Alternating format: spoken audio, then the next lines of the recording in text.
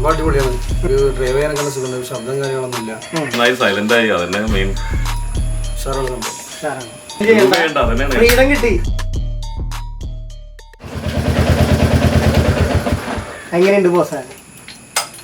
സംഭവം അടിപൊളിയാണ്. നമുക്ക് ഡ്രൈവ് ചെയ്യാനൊക്കെ സുഖം, ശബ്ദം കാര്യങ്ങളൊന്നുമില്ല. മറ്റുള്ള ചെൻസ് പോക്കറ്റ് ഒരുപാട് വ്യത്യാസം തോന്നുന്നു. പെർഫോമൻസിൽ എന്തെങ്കിലും മാറ്റങ്ങൾ?